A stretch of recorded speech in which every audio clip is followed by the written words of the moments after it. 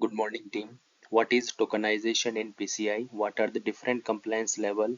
What to do if security breach happens in PCI? Today we will discuss all these questions from interview perspective. This is part number 3. Let's begin the session.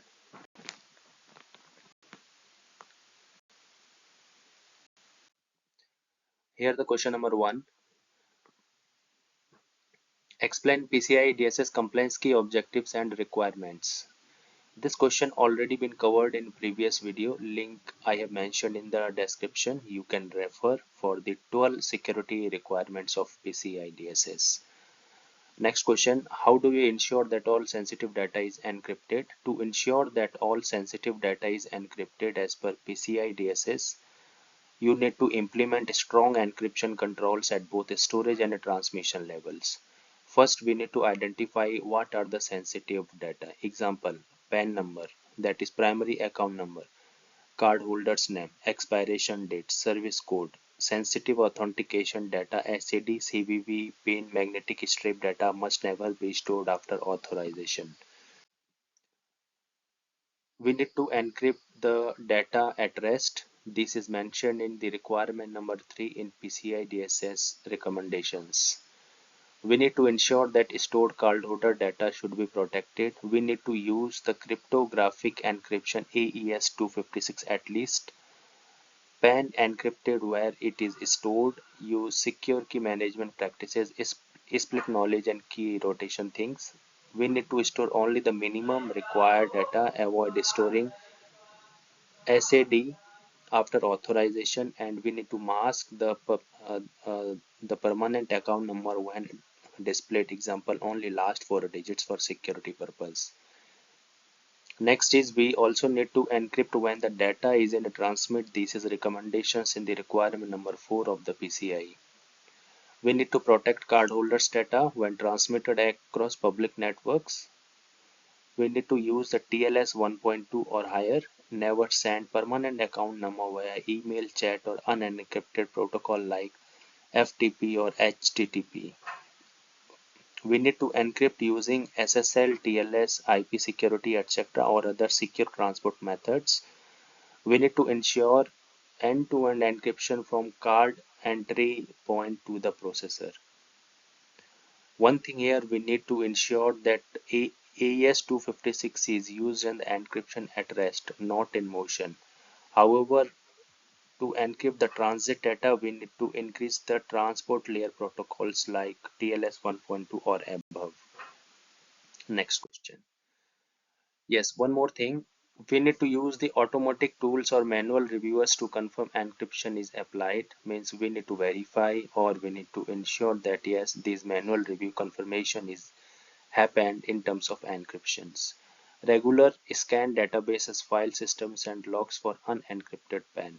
Scanning is required if we have unencrypted PAN. We need to conduct penetrating testing and vulnerabilities assessment. This is very much required for VA purpose. We have a scanning tool called as Nessus, and for penetrating testing we have Bubshoot. So these are the two tools which we generally use to find the vulnerabilities across organization.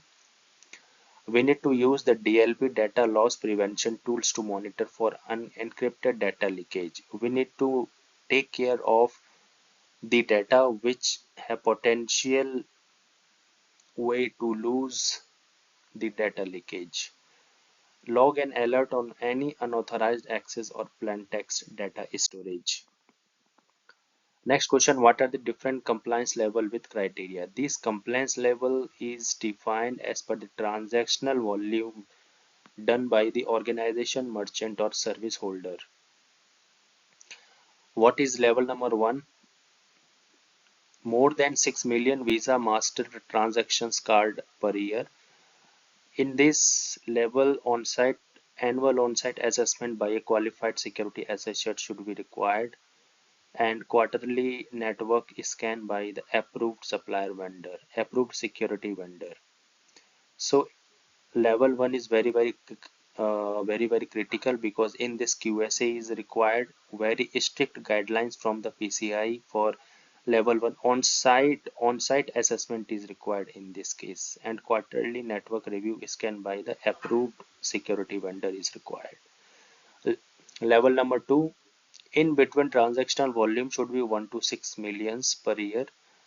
In this case, self-assessment questionnaire is required and quarterly network scan by approved security vendor. In level 2, if brand or acquiring bank is asking for online assessment by the QSA, then organization have to follow that uh, recommendations from the brand or the acquiring banks. Under under level number 3, 20,000 to 1 million e-commerce transactions per year. In this case, SAQ is required. Quarterly network scans is recommended in PCI DSS. Under level number 4, a transaction should be less than 20,000 and SAQ may not be mandatory by all brands. Scanning recommendations is required. Scans recommendations are required by acquired banks. So under level number 3, if a brand or acquiring banks are requesting for SAQ, then then organization must need to share the SAQ evidences with AOC report, application on compliance report. Next question, what are the frequent challenges your organization is facing while maintaining the PCI DSS compliance?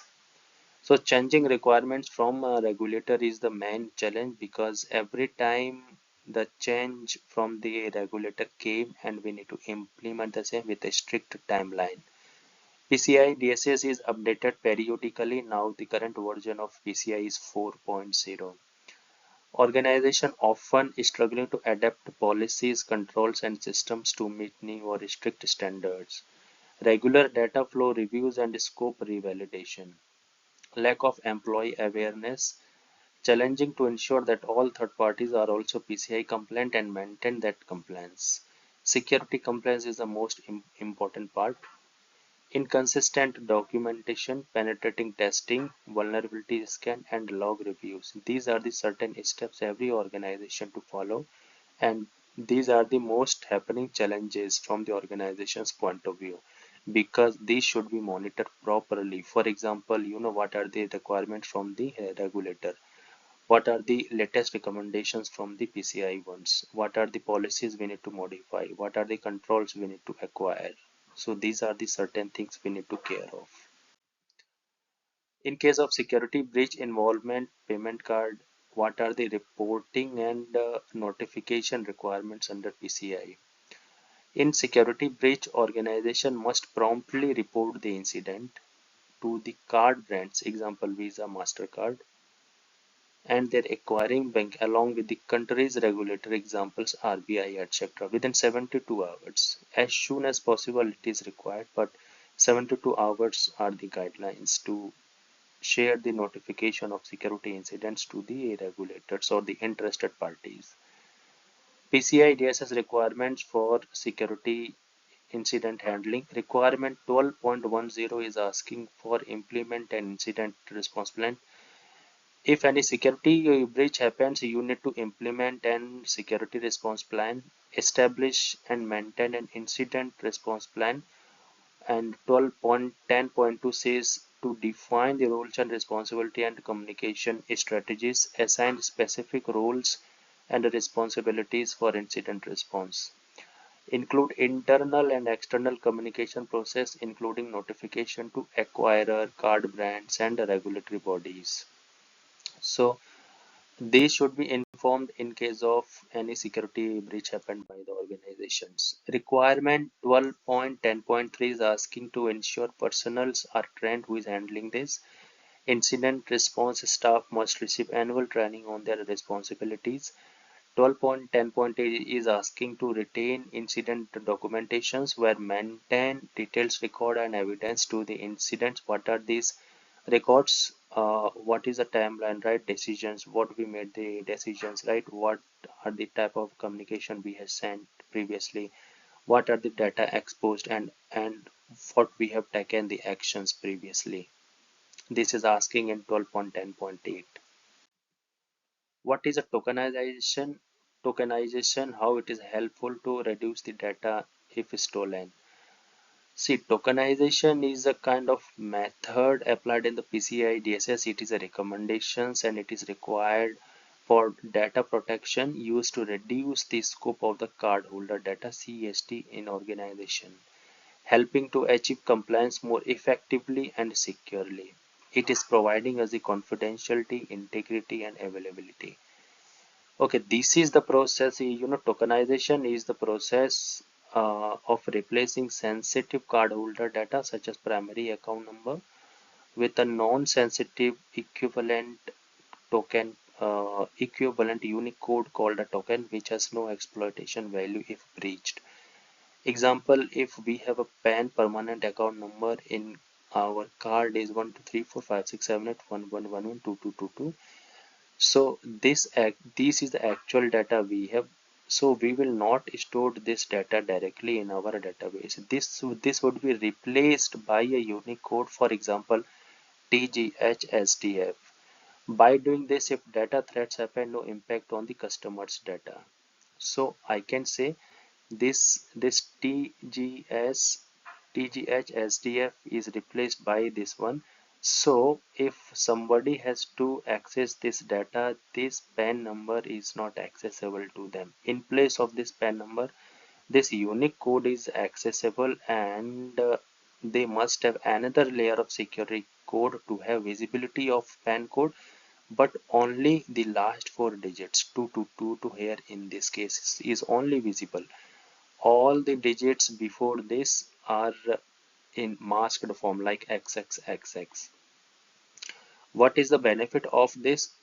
If hacker hacked the complete data, then this TGS SDF is not recognized by the hacker, because there is no means he is not knowing what is the actual data behind TGH SDF. That's why this is used. This is the most promptly used data protection method, which reduces the scope of the data that our users card holders data.